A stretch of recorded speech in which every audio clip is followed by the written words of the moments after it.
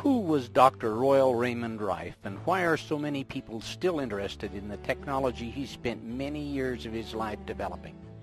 In this documentary, you will learn about a brilliant and gifted man who developed the world's most powerful optical microscopes, which overcame the limitations of standard research microscopes, and who discovered a way to destroy deadly microorganisms using coordinative resonance. Though he died in 1971, interest in his discoveries did not.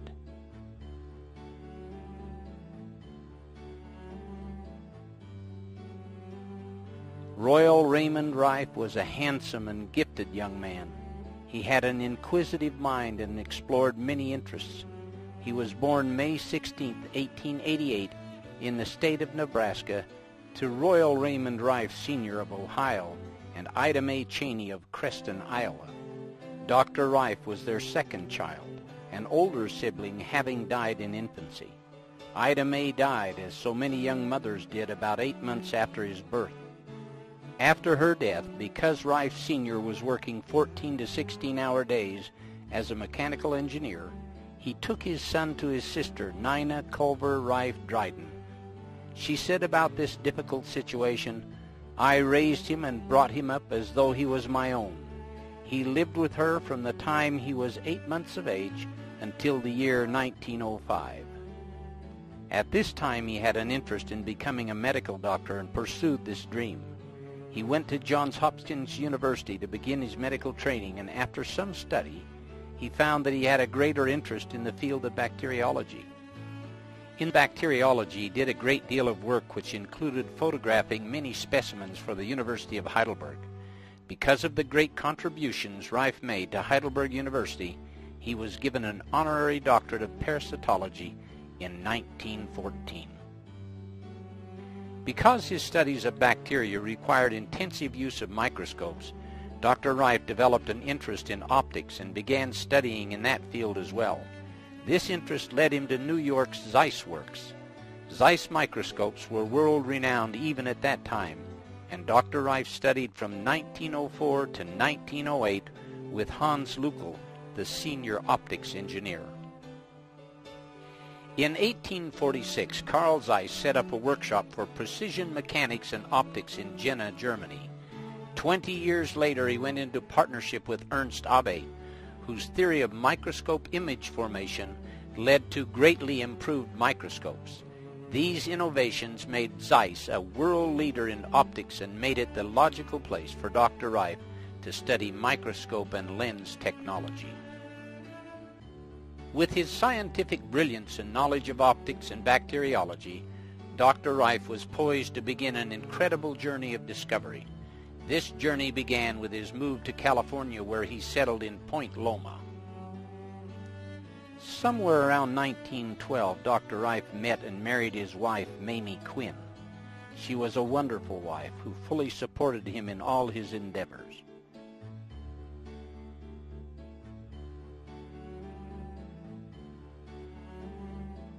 Because jobs for bacteriologists were scarce, Dr. Raiff took a job as chauffeur for Henry Timken of Timken Bearings.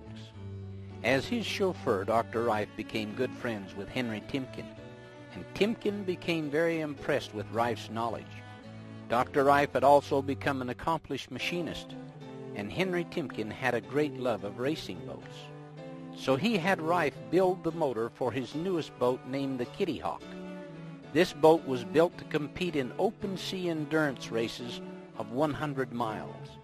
The motor Dr. Raiff machined produced 2,700 horsepower, which was amazing for 1915. The boat went on to win the race, sustaining 87 miles an hour for 100 miles. This record was unbeaten for more than 60 years. Timken Bearing Company was a prominent producer of roller bearings which were used in all types of equipment and are still used today. At about this same time, the company was losing a great deal of money because of defective steel, which was causing their bearings to fail. Raiff developed the first X-ray eye capable of X-raying the steel and detecting hairline fractures in the metal. Raiff developed this eye to scan across the full width of the production line, and sound an alarm each time a flaw was detected.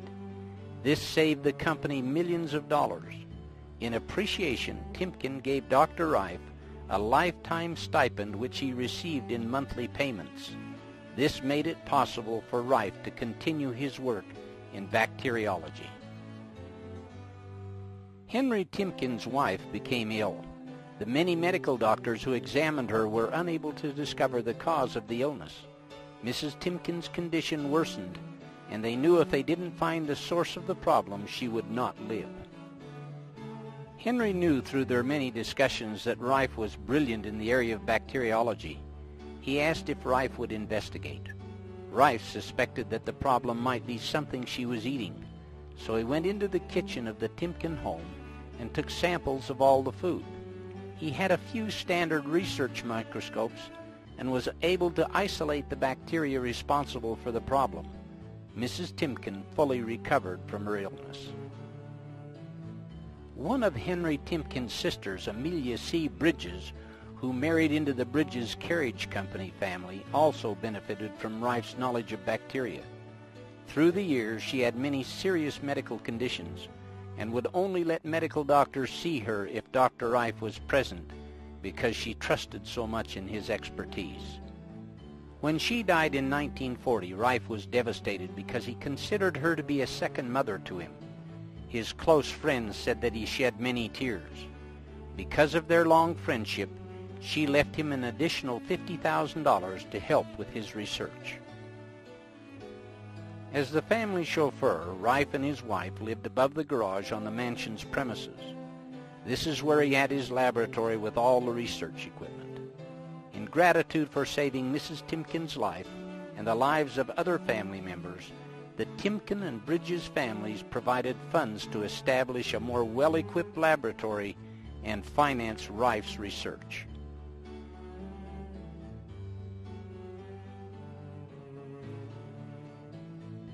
From 1915 to 1920, Raiff worked in his private lab identifying and classifying disease-causing microorganisms.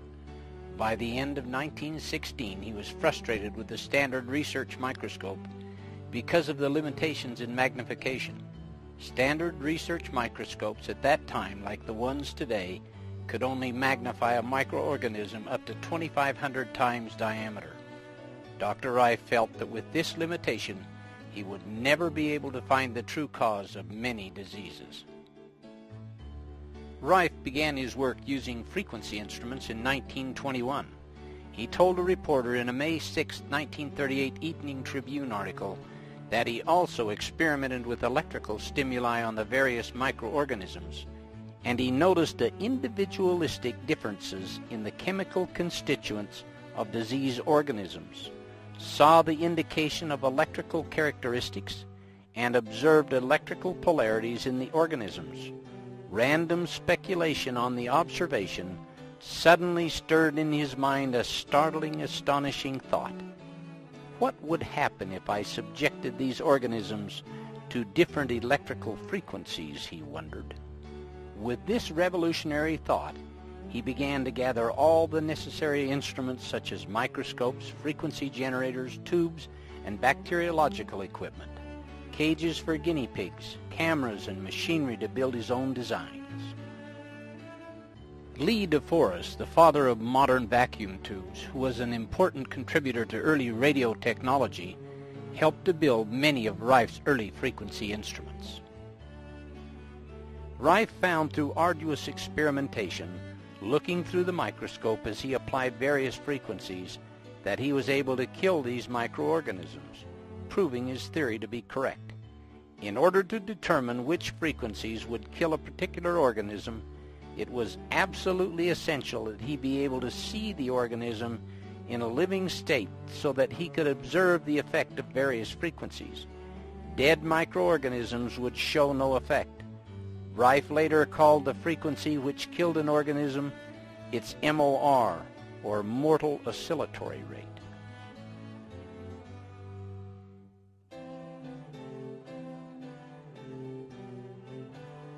The next step was to solve the problem of high magnification called the Fraunhofer diffraction limit.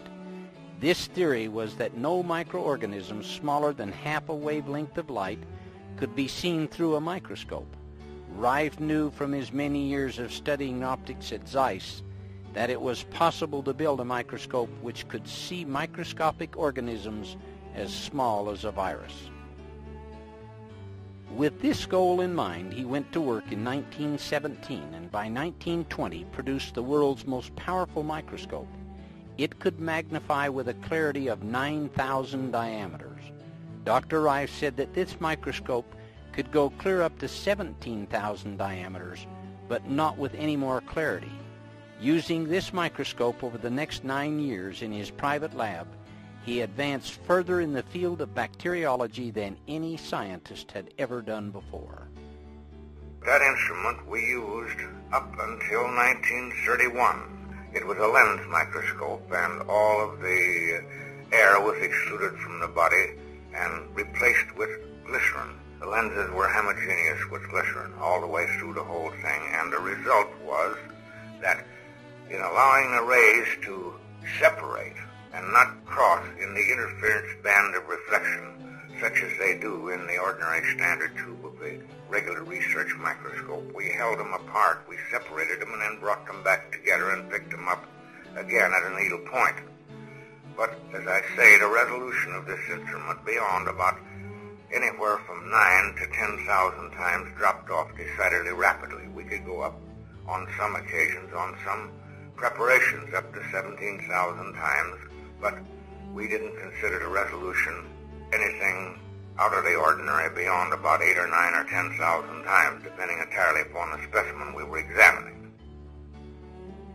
Through the 1920s, Dr. Raiff isolated many different organisms and was working on tuberculosis. He was successful in killing the rod form with his frequency instrument. But like Bone and Robert Cook before him, who were able to destroy the rod form of tuberculosis with vaccines and antitoxins, Raiff's laboratory animals also died. This caused Raiff to believe that there was an additional virus that was released when the rod form of the bacteria was killed. In his continual search for a way to see viruses, Dr. Raiff theorized that many microorganisms were not able to be seen because they were smaller than the molecules of the existing acid or aniline dye stains. Throughout his work, Raiff had noticed that every living thing is made up of chemicals and has its own unique chemical constituency. In his lab, he had been using a spectrographic microscope that could identify the chemicals in an organism by the color refraction index. Knowing that each chemical, when illuminated, gave off a specific color of light, he conceived the idea of staining the virus with light. This dispensed with the need for staining specimens and made it possible to use a frequency of light to coordinate with the chemical constituents of the particle or microorganism under observation. He developed and patented a 2,000 candle power lamp which provided the necessary light. This lamp, when used with the Risley prisms, made it possible to separate the specific frequencies of light. In an article in the June 1931 Popular Science magazine, the method of lighting was explained. An electric light of 2,000 candle power falls upon the center of this microscopic movie studio, a tiny spot on the thin slab of transparent quartz that bears the germs. Above it, 16 of the finest quartz lenses obtainable, immersed in glycerin, magnify the dimensions of each germ 12,000 times. Designed by Raiff himself, this apparatus is one of the most powerful microscopes in the world. Its magnification compares with the 2,000 diameter enlargement of microscopes commonly used in research laboratories and in medical examinations. The November 21, 1931 LA Times had an article also explaining Dr. Raiff's use of light. Due to the fact that images are borne to the eye by light waves measuring about 1/51,000th of an inch in length, it has been supposed that no object considerably less than that in length would be seen by the human eye. By the use of quartz prisms, It is understood that Dr. Raiff has broken up the light waves, making it possible to bring impossibly small objects to view. Through the new microscope, according to estimates, an object measuring 1/100,000th of an inch in diameter would be magnified to appear 1/6 of an inch in diameter. Another California newspaper article dated December 12, 1931, entitled "Newest Microscope Will Trail Unknown Germs to Their Lairs," says, Dr. Raiff said that parts for his microscope were made in many parts of the world. He said he used quartz glass entirely because it allows from 48 to 50% more light than other kinds of glass. He said he uses a 2,000 candle power illumination unit with the instrument. The beam of the light is cold, he said, and he has had a living specimen under it for 5 or 6 hours without evaporation from heat. With this new capability of staining microorganisms with a frequency of light that coordinated with their chemical constituents, Raiff was able to see the virus form of tuberculosis which was released when the rod form was destroyed. He was then able to find the frequency which would kill the virus. For instance, our tubercular work. I worked a great deal on that. I isolated a virus from tuberculosis, which I consider is what was heretofore known as the so-called poison molecular bomb in front of Ann Arbor here 34 years ago, isolated. He didn't isolate the organism, but he isolated a chemical particle. So, more of our known work. Go back to the time of Pope when he originally isolated the virus of tuberculosis. He produces vaccines and antitoxins that would kill the bacillus of tuberculosis, but it would kill the patient simply because with any known method or means that you release from this tubercle bacillus, this virus or this so-called poison molecular bomb, it reacts upon the dead body of the rod and produces toxemia and death. 100% in your experimental animals and your patients also. But we find an electronic frequency that we was experimenting at that time with our device where we kill these different bacteria by this electronic frequency. We found the frequency of the virus. We found the frequency of the rod, which we had for years, of course. But if we use the two of them simultaneously over the same carrier wave, the patient gets well, and the guinea pig gets well. But if you use one or either individually, you either kill the patient or you don't do nothing.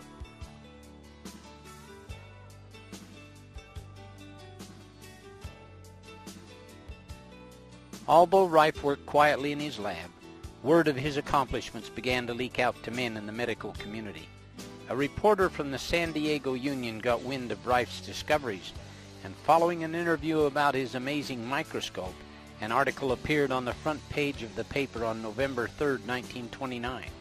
The headline read, "Local Man Bears Wonders of Germ Life."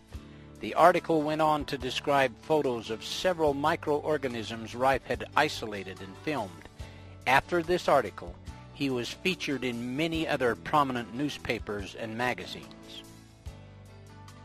As news of his accomplishments spread, doctors and bacteriologists from all over the world eventually came to San Diego to see for themselves the microscope and the new discoveries they had been hearing so much about.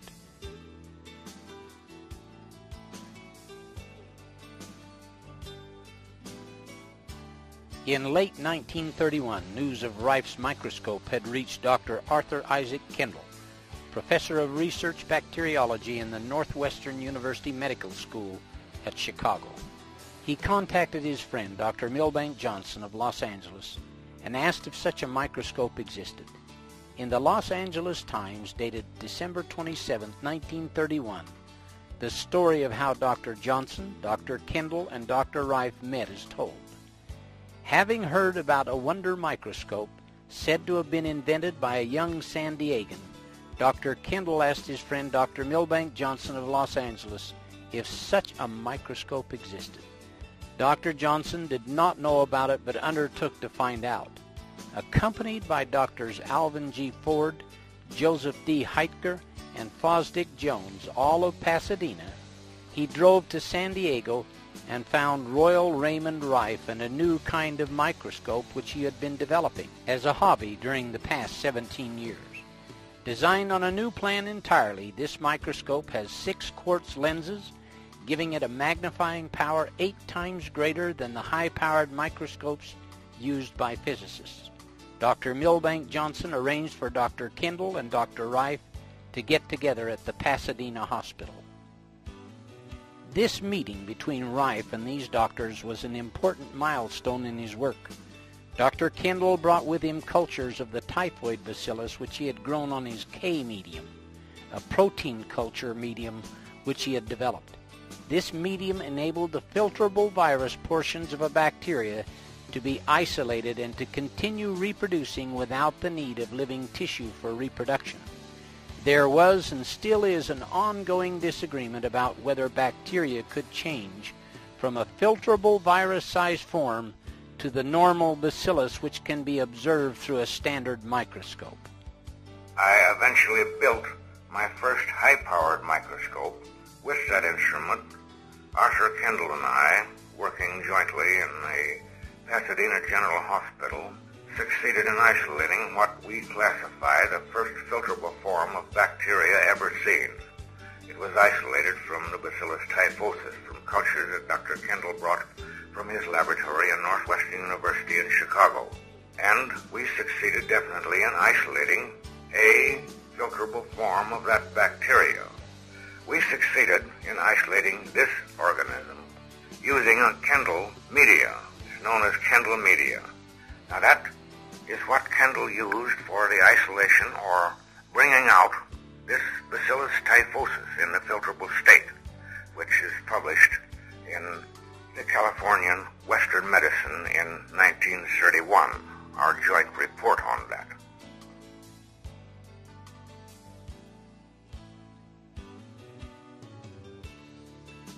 In an article in the Science Newsletter of December 12, 1931, it states, "The material used by Dr. Kendall was a culture of the typhoid bacillus, ordinarily a fairly large germ, easily visible under the higher-powered lenses of a compound microscope. By feeding it on his recently evolved K-medium, which apparently has the power of causing all visible bacteria to pass over into an invisible, filterable phase, Dr. Kendall induced the bacilli in his cultures to go through this change. Under the highest power of the ordinary microscope, he could see nothing moving in the fluid except a swarm of rather active little granules that were visible only as tiny motile points. Examined with the Raiff microscope, however, these points became plainly visible as small, oval, actively moving bodies, turquoise blue in color. These appeared in all the cultures and could be transferred from one culture to another through the fine pored filters. So Dr. Kendall considers them to be the actual filterable forms of the typhoid bacillus." Using Raiff's microscope and Kendall's medium, the doctors were able to observe 3 stages of the development of the typhoid bacillus. This experiment showed that viruses and bacteria were capable of mutating or changing their form, a fact understood today, but one which generated much controversy then. At a later date, they found the MOR frequency to kill the typhoid. From this point on, Raiff's microscope and work received a great deal of recognition. He ended up working very closely with Dr. Alvin G. Ford, the pathologist at Pasadena Hospital, who later became president of the American Association of Pathologists, and Dr. Milbank Johnson, then medical director of the Pacific Mutual Life Insurance Company. Dr. Johnson became Raiff's most powerful advocate, introducing him to other doctors and making it possible for Raiff to move his discoveries forward in a major way.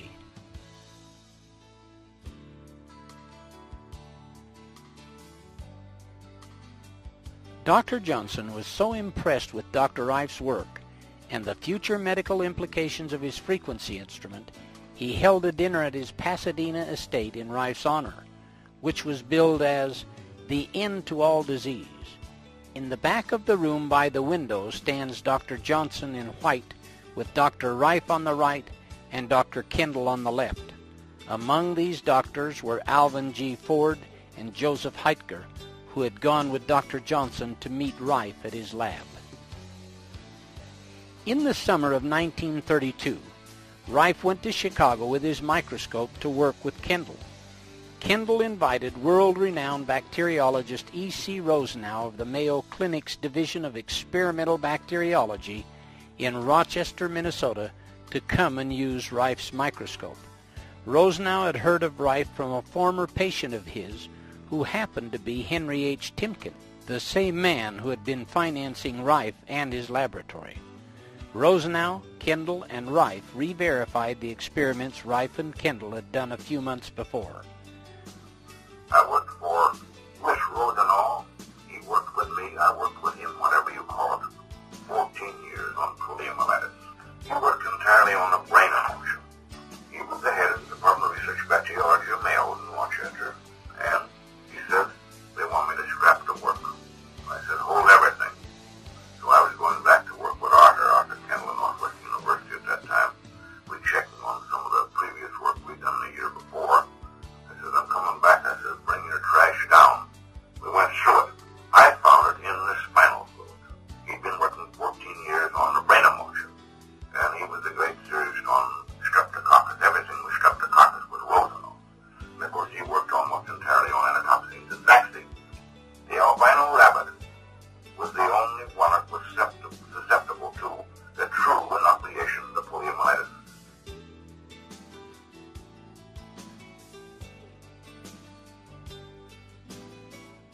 Dr. Raiff had been working on finding the cause of cancer for many years and had long believed that when the cause of cancer was finally identified, it would be found in a virus or microorganism. He had spent many years looking for this microorganism with his microscope. He had sectioned 20,000 tissue samples with no success. Kendall's K-medium was exactly what he needed to help him find the cancer virus. An article in the San Diego Evening Tribune on May 11, 1938, told about the events that led to the discovery of the cancer virus in 1932. The reporter's article summarized what Dr. Raiff said. But neither the medium nor the microscope were sufficient alone to reveal the filter-passing organism Raiff found in cancers, he recounted. It was an added treatment which he found virtually by chance that finally made this possible, he related. He happened to rest a test tube of cancer culture within the circle of a tubular glass ring filled with argon gas activated by an electrical current, which he had been using in experimenting with electronic bombardment of organisms of disease, he recounted. It happened to rest there about 24 hours, and then he noticed that its appearance seemed to have changed. He studied and tested this phenomenon repeatedly, and finally one day he discovered filter-passing red-purple granules in the cultures. Raiff called this organism Bacillus X or BX. He found that the organism was pleomorphic, and he named another larger form of it the BY. BX was for carcinoma and BY was for sarcoma. He went on to isolate many other disease-causing organisms.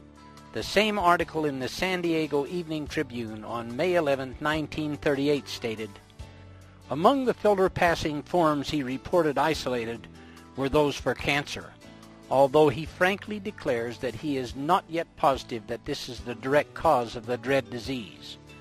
B. coli, the seemingly harmless bacillus, which always seems to accompany the harmful typhoid bacillus. Tuberculosis, sarcoma, the tumorous disease similar to cancer but less deadly, infantile paralysis, streptococcus and staphylococcus infections, and herpes encephalitis and encephalitis lethargica, both infectious ailments of the brain and nervous system. Success in the search began to come when Dr. Arthur I. Kendall, head of the Department of Research Bacteriology at Northwestern University Medical College, joined him in a phase of the work and suggested a culture medium which proved to be a phase in making the hitherto unseen viruses visible. In later years, Rife's research made him certain that he had found the viral cause of cancer. Many other doctors who came to Rife's laboratory in the early 1930s also believed he had. A July 31, 1949 article in the San Diego Union said, "Mankind's long search for a cancer cure may be in sight as the end product of laboratory experiments conducted in San Diego 15 years ago. These experiments and the discoveries they yielded are credited to Dr. Royal R. Raiff, 62, of 3676 Zola Street, a laboratory technician now retired. This announcement was made here yesterday by James B. Couch, M.D., a San Diego medical practitioner for 18 years. Dr. Couch also said, he also visited Dr. O. Cameron Gruner, former director of the Archibald Cancer Research Fund at McGill University, and discussed Gruner's recent work in cancer research. He recalled that Gruner made several visits to San Diego 14 years ago to study reported discoveries by Dr. Raiff of a virus connected with cancerous tumors.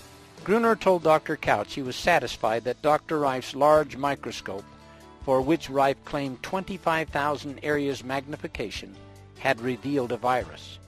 He said further that the work he then did with Raiff at his Point Loma laboratory and follow-up researches at McGill University had confirmed that tumorous growths positively could be produced by the virus discovered in San Diego.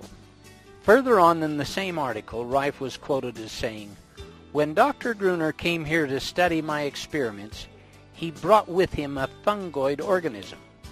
Dr. Raiff said I was able to reproduce this same fungoid organism by virus, which I had classified as BX. I was also able to distill my virus back from the fungoid organism. I produced cancer in hundreds of animals. I completed the cycle from virus to cancer and back 104 times. I discovered that the virus organism gets in the blood of the victim at one stage of the growth." As far back as 1920, I conceived the idea and the possibility of when the causative agent of malignancy, so-called cancer, would be discovered and found and proven that it would be caused by a microorganism. Of course, reception that I received that far back from the medical profession and scientists was nil, but I kept at the work and I succeeded in eventually isolating a virus. First, I began sectioning tissues of every known type of malignancy. I sectioned over 20,000 of those, cut them down with a special microtome to very thin. Some of them were only a micron in thickness.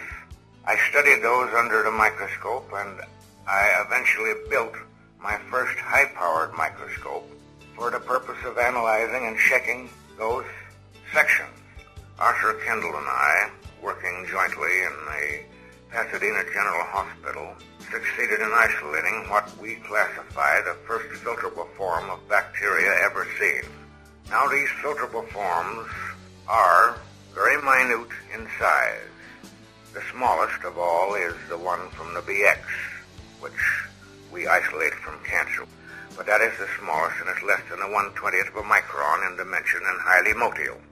We succeeded in isolating this organism, this BX, using a Kendall media.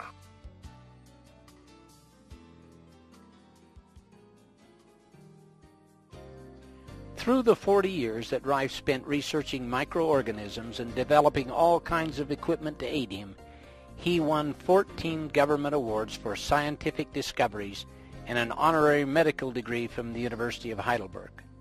During this period, he developed and built 5 virus microscopes, 4 of which were prismatic. His first microscope, built in 1920, used round quartz lenses, and the gaps in between were filled with glycerin. He used this instrument up until 1933. The others he built after this were the prismatic type, using block crystal quartz that obtained much higher magnification. The most sophisticated one is his number 3 microscope, which was called the universal microscope. This microscope was the one mentioned in the previous article that had 25,000 areas magnification. The universal microscope was built by Dr. Raiff in 1933. This was and still is the world's most powerful light source microscope. It is reported to be capable of going as high as 61,000 areas magnification when special prisms were used. The electron microscope, though more powerful in magnification, kills the specimens so you can't observe their live reactions. In many cases, a fragile virus will be completely destroyed by the electron bombardment, and all that will be left is debris. The universal microscope, like all of Dr. Raif's microscopes, allows observation of living organisms at varying magnification.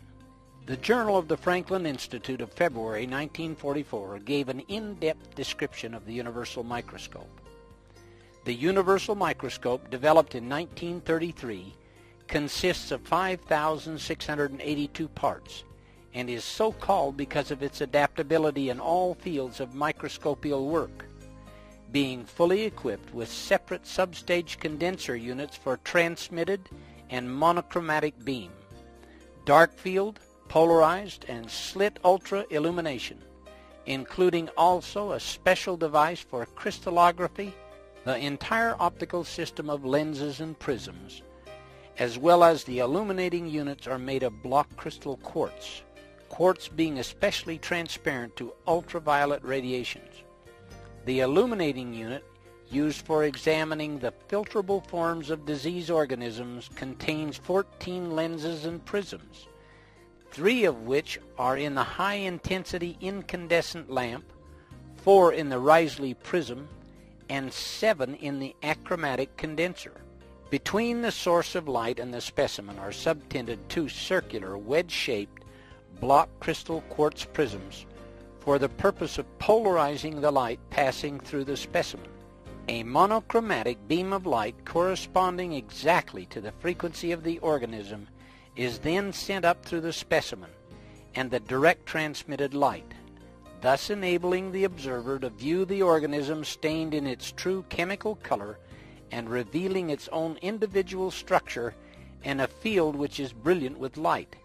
The objectives used on the universal are a 1.12 dry lens, a 1.16 water immersion, a 1.18 oil immersion, and a 1.25 oil immersion. The rays of light refracted by the specimen enter the objective and are then carried up the tube in parallel rays through 21 light bends to the ocular, a tolerance of less than 1 wavelength of visible light only being permitted in the core beam. The rays start their rise parallel to each other, but just as they are about to cross, a specially designed quartz prism is inserted which serves to pull them out parallel again, another prism being inserted each time the rays are about ready to cross. Thus, the greatest distance that the image in the universal is projected through any one media, either quartz or air, is 30 millimeters instead of the 160, 180, or 190 millimeters, as in the empty or air-filled tube of an ordinary microscope. Under the universal microscope, disease organisms such as those of tuberculosis, cancer, sarcoma, streptococcus, typhoid, staphylococcus, leprosy, hoof and mouth disease, and others may be observed to succumb when exposed to certain lethal frequencies, coordinated with the particular frequencies peculiar to each individual organism and directed upon them by rays covering a wide range of waves. Because the universal microscope had the ability to use all type of microscopical work, it was very complicated. It cost over $250,000 to build in 1933, equaling a little over $11 million today. This instrument, along with the other sophisticated instruments Dr. Raiff built, made it possible for him to find the many frequencies that would kill all the different types of microorganisms which he was isolating. The universal microscope embodies all the field of polarized light. It embodies all the field of crystallography. It embodies the polarized light, the true polarized light of the spectrographical micropolariscope. And it embodies the field of refractability.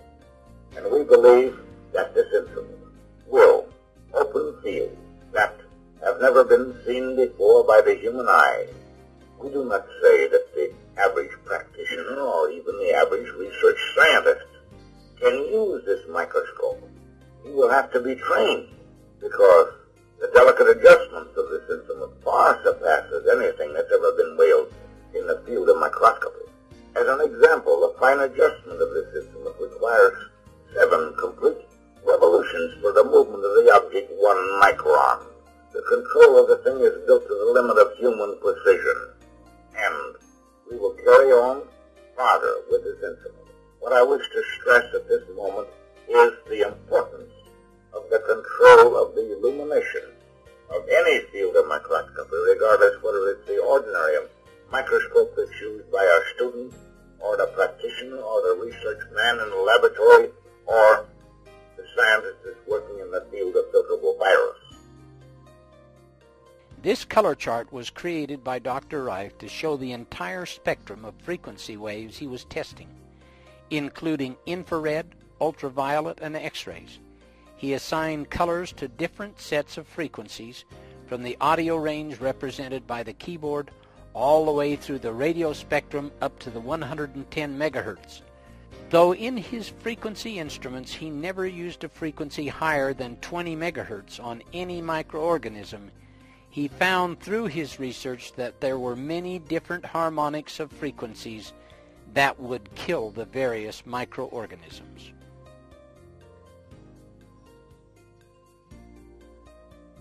This is an original film showing Raiff's lab and the isolating of the cancer virus. This is Royal Raymond Raiff standing outside the front door of his laboratory.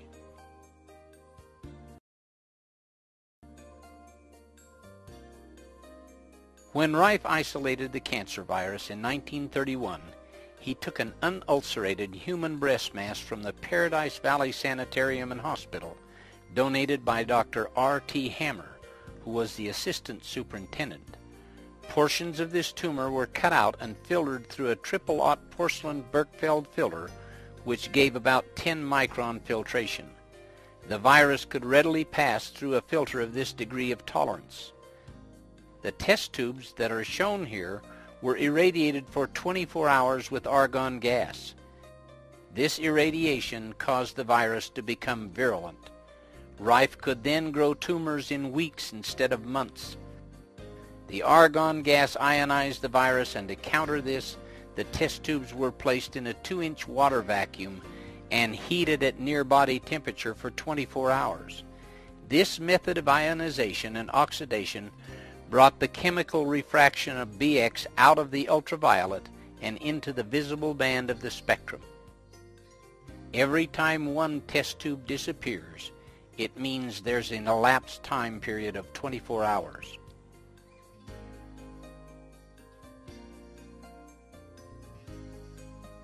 The rats were injected with a very tiny needle from the virus that he had filtered and isolated, and the tumors were allowed to grow to be 2 or 3 grams heavier than the rats.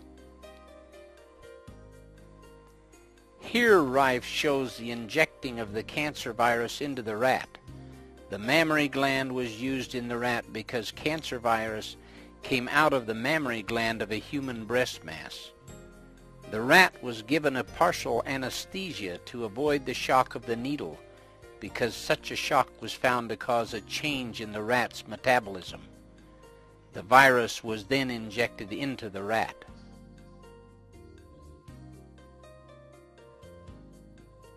Raiff would then allow the cancer tumors to grow.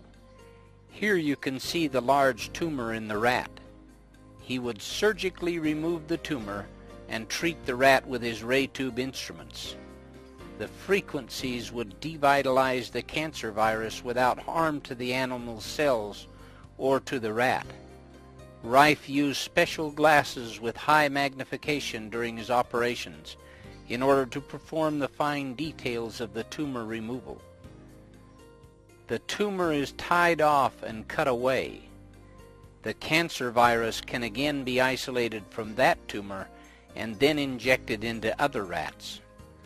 Raiff went through this procedure 411 times to prove that the virus he isolated was the cause of the cancer tumor. This shows the tumor coming out of a solution of triple distilled water. A portion of that tumor is being cut away so that you can observe the cancer virus under Raiff's microscope. Raiff had the only microscope in the world that could see the cancer virus or any other virus alive, and he studied them for years.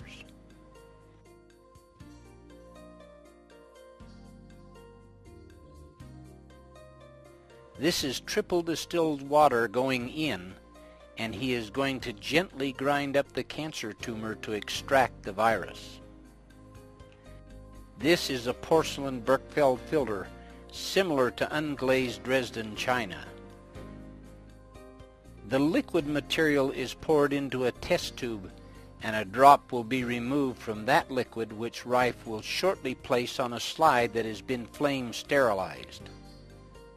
The liquid material is withdrawn from the solution using a micropipette made by Raiff, and a drop is placed on the slide and covered with a cover slip made of quartz. Raiff used quartz slides because light passed through better than glass. Now the ray tube is directly above Raiff's head, which will be turned on later to kill the virus. The black instrument to the left of Raiff is the ray tube instrument and consists of a transmitter which Raiff could tune the frequencies which he knew would kill the virus, just like an opera singer's voice can shatter glass.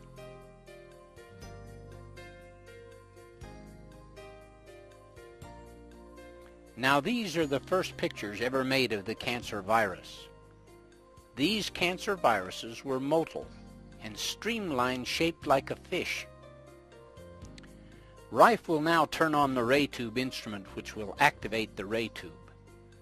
If you look carefully at the ray tube, you will see a little flash that only lasts about a second, and that will be all that is needed to kill all the virus under the slide.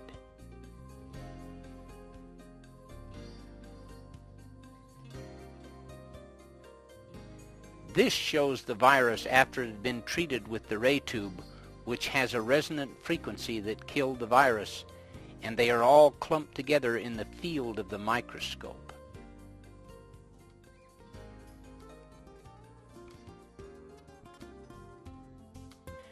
From 1931 to 1934, Raiff worked very closely with Dr. Milbank Johnson and Dr. Arthur Isaac Kendall and other prominent medical doctors, isolating disease-causing microorganisms and finding the corresponding frequencies which would kill them. For years, Raiff had been testing the frequencies first many hundreds of times on cultures grown in petri dishes for each microorganism. On the cancer virus alone, he had inoculated 411 lab animals with this virus, created 411 tumors, proving that the BX virus was the cause of cancer. Then he used his frequency instrument on many of the animals to eliminate the tumors.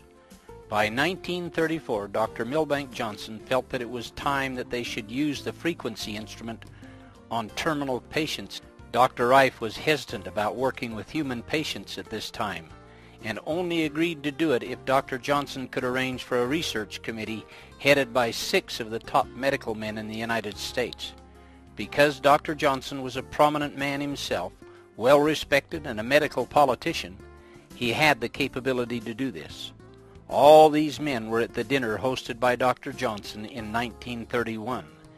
This group of men included Dr. George Fisher, Children's Hospital, New York, Dr. Wayland Morrison, Chief Surgeon, Santa Fe Railway, Dr. George Dock, Dr. Arthur I. Kendall, Director, Northwestern Medical School, and Dr. Alvin Ford, President of the American Association of Pathologists. He also wanted the medical committee to be under a legitimate university. Dr. Johnson arranged for the University of Southern California to sponsor the research committee. With all these requirements in place under Dr. Johnson's control, the clinic of 1934 was ready. Now they would see if the instrument would work on terminally ill patients who had no hope. The clinic lasted approximately 70 days and was held at the Ellen Scripps home near the Scripps Institute Annex in La Jolla. At the end of the 70 days, the research committee pronounced 14 out of the 16 patients clinically cured, a success rate of 87.5%. The remaining 2 patients had not fully recovered by the end of the clinic, and Dr. Johnson chose Dr. Couch to finish up with their treatments. 60 days after that, those patients had completely recovered as well. One sad note is that one of the patients who had recovered from the cancer gorged himself on sardines and other food. He had an adverse reaction, and it caused his liver to swell and rupture at the place where the tumor had been. Dr. Couch said the autopsy showed he had hemorrhaged to death, but there was no evidence of any cancer. We had a clinic in 34 in La Jolla. Dr. Novak Johnson, a friend of mine, that was in Los Angeles. Well, he was one of the big brands of the Pacific Mutual Life Insurance Company, a multimillionaire. Incidentally, he was a medical politician, and he had the big whip. He could kind of show these boys in shape a little bit. And so we had this clinic. I didn't want to go it, but he said, all right, let's go ahead. That was just shortly after Miss Ellen Scripps died out there, and he rented a whole Ellen Scripps home. We run a clinic out there. We was there 90 days. We actually run a clinic about, I would say 70 days. We did actual clinical work. And first I told him I wanted it done in a legitimate order. First I told him, I said, I want you to surround on this committee with us a group of 6 of the biggest men you can pick in the United States. I said, you're a politician enough, you can do that. Which he did. We got Fisher of New York, we got Waylon Morrison, we got George Docks of Pasadena, and so on. Then I says, I want as our pathologist, I want Alvin Ford, which is a friend of both of us, of course. When he says, good Lord, he says, you've looked at 1,000 tissues to Alvin's one. It don't make any difference. I said, he is the president of the American Association of Pathologists. And I said, I want his name on every one of the cases we treat. Now I said, I want you to organize a special medical research committee under a bona fide university, which we did under the University of Southern California, which Dr. Johnson contributed their library and so on and so forth. Like, he carried a weight there too. We did it. We run the clinic. We got through. We did all the reports, photographs before and after, this, that, and the other, of our 16 cases we had. At the end of the time when we had our meeting, Los Angeles Athletic Club up there, why, this board pronounced 14 of our cases clinically cured. Then, to finish up on some of these cases we had, he elected a doctor here in town to carry on this work. He picked him out of the group, an old country doctor. Dr. Johnson picked him out to carry on and finish up on some of these cases who wasn't quite through yet. And when I was told about this Dr. Raif, Royal Raif, and how he had a machine out at the Scripps Institute Annex, I went out to see about it and became very much interested in seeing the cases which he had. And the thing that brought me into it more quickly than anything was a man who had a cancer of the stomach. And he was associated at that time with Dr. Milbank Johnson, who was then the president of the Los Angeles Medical Society, a very wealthy man and a very big man in the medical world, the biggest in Los Angeles. And he had hired this annex for this demonstration over a summer of time, several months.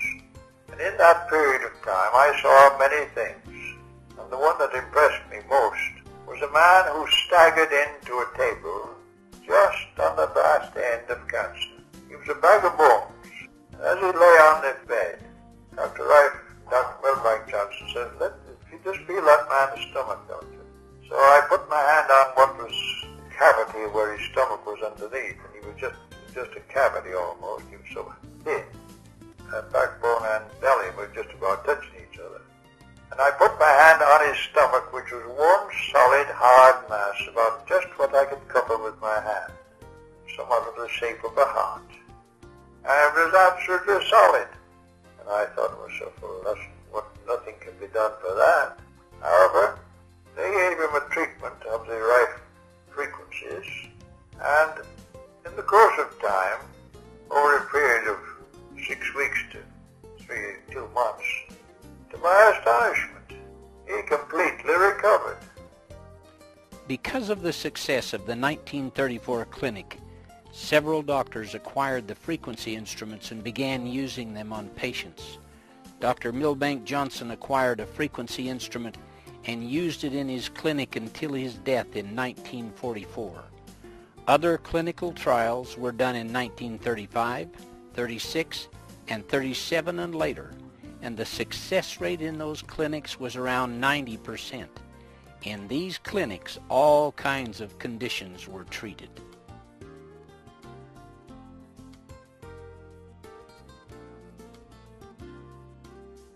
The instrument used in the 1934 clinic had its origins when Raiff began his experiments on the effect of frequencies on microorganisms. A paper found in Dr. Raiff's files, written by one of his lab assistants and entitled Development of the Raiff Ray and Use in Devitalizing of Pathogenic Microorganisms, explains the evolution or advancement of his frequency instrument. In January 1920, experiments were started to determine the effect of electrical influences upon pathogenic microorganisms. Tests were made for anode and cathode polarity influences and the effects of infrared, ultraviolet, and X-ray. The initial apparatus for the tests along this line of experiments was constructed and used in prolonged experiments during 1921 and 1922. In 1923, a more appropriate apparatus was assembled and used. The different frequencies were generated by a tube oscillator with many stages of amplification, the final stage being a 50-watt tube. This simplified frequency was in turn fed into an output tube. The output tube was constructed with a double expansion bulb blown from quartz, using a platinum anode and cathode. It had a 45-degree target for a directional effect. The frequency control of the instrument was exact to a fraction of a wavelength, making it possible to coordinate the frequency in each pathogenic microorganism with its own wavelength of frequency delivered from the instrument. During the next 8 years, these experiments continued, and the coordinating frequencies termed mortal oscillatory rate, or MOR, of most of the pathogenic microorganisms were found and recorded, including the frequencies of many of the virus or filter-passing forms of these organisms. In 1935, an entirely new application of the old principle was incorporated in an instrument built under the direction of Raiff by Philip Hoyland of Pasadena, California. The new instrument was light socket powered and had an output of 50 watts. Furthermore, it was equipped to deliver 2 distinct frequencies simultaneously and both variable. In the early part of 1936, Raiff and Hoyland spent much time collaborating on revising some of the fundamentals of the instrument due to the advancement that had taken place in electronics. And it was found that the carrier wave used in the previous instruments could be eliminated. During the summer of 1936, further experiments were carried on which resulted in an entirely new method of generating the desired frequencies.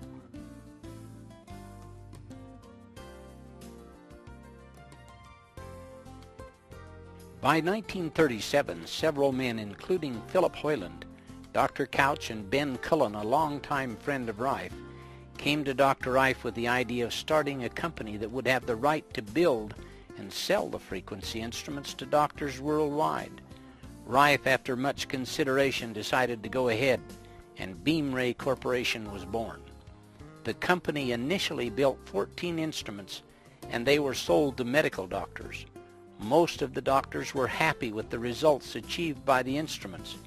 However, 2 of the machines which were shipped to doctors in England did not work as promised. Philip Hoyland had been contracted by Dr. Raiff and the University of Southern California Medical Committee to build Raiff's instruments in 1934. As an electronic engineer and the technical director of BeamRay, he was supposed to make sure the instruments worked properly. He did not fulfill his agreement. As happens so often with new successful inventions, there were many wanting to be a part of this endeavor. One such man was Dr. Morris Fishbein. He tried to buy in through his representatives in Los Angeles. His offer was turned down, and he used all the power he could to try and get control of BeamRay.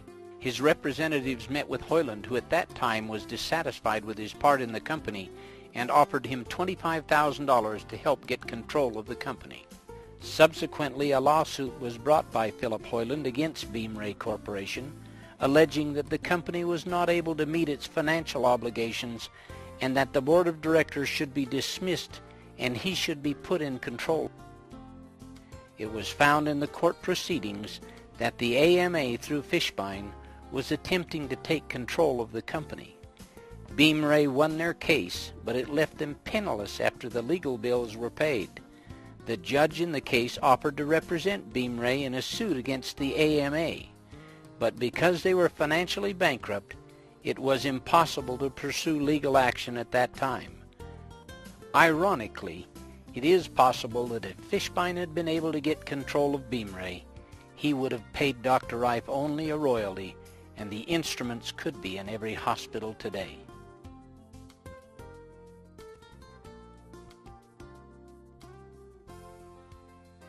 After the trial, Dr. Raiff went back to his research work in his laboratory. Penicillin was the first antibiotic to be discovered and put on the market. Many doctors were more interested in giving their patients antibiotics than looking at using an instrument which would use frequencies to destroy organisms. Antibiotics were seen as a panacea that would solve all of mankind's health problems, and enormous amounts of money were being poured into their development and into the pockets of the doctors that prescribed them. Under these circumstances, the interest in Dr. Raif's technology began to fade. Use of Raif's discoveries from 1938 to 1944 continued quietly among a few doctors who had his frequency instruments. In 1940, Mrs. Bridges, who had been donating to Raif's research laboratory, died. The money from Henry Timken was no longer there. Dr. Milbank Johnson died suddenly in 1944. His influence had made it possible for the doctors to use the frequency instruments. With his death, pressure was put on these doctors to use antibiotics, which were considered the conventional medical treatment for disease. They were told not to use the frequency instruments anymore. Raiff eventually closed down his lab.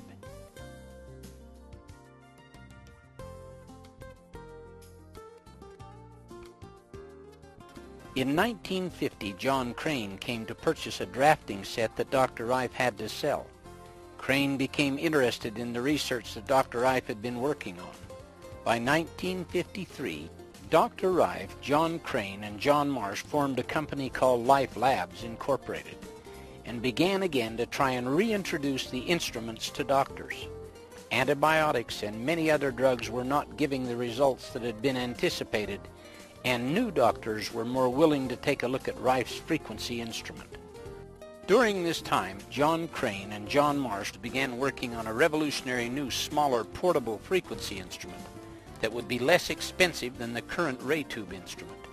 At that time, the ray tube instrument cost $7,500, which was equivalent to the cost of an average home. Even doctors found it expensive to purchase. The smaller frequency instruments eliminated the need for a ray tube by using pads that came in contact with the body to deliver the frequencies at a fraction of the cost. Because these instruments were smaller and came in contact with the body, they didn't need to have the same power as the ray tube unit. Due to cost and size, the RF carrier frequency portion that Dr. Raiff normally used was left out to see how well they would work. Preliminary tests were encouraging, but the results were found to be extremely limited without the RF carrier frequency portion. Scientific tests have proven why Dr. Rife's use of an RF carrier is so important. It takes at least 1 megahertz to penetrate and go through the cells in the body. Frequencies lower than 1 megahertz were found to travel only through the connective tissue between the cells. Therefore, any instrument should have and use one of Dr. Rife's carrier frequencies, which range from 2.4 to 4.6 megahertz.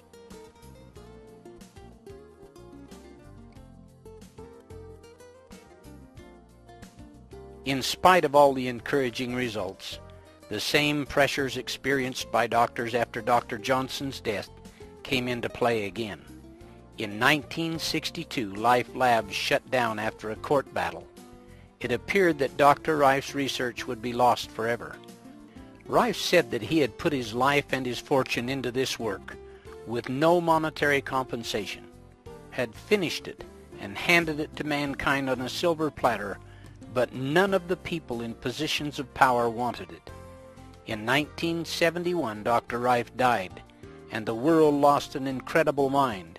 In January of 1986, Barry Lines wrote an article about Dr. Rife. John Crane contacted Barry Lines and asked him if he would help get the knowledge of Rife out to the world. Barry decided to write a book, and in 1987 published his book, The Cancer Cure That Worked.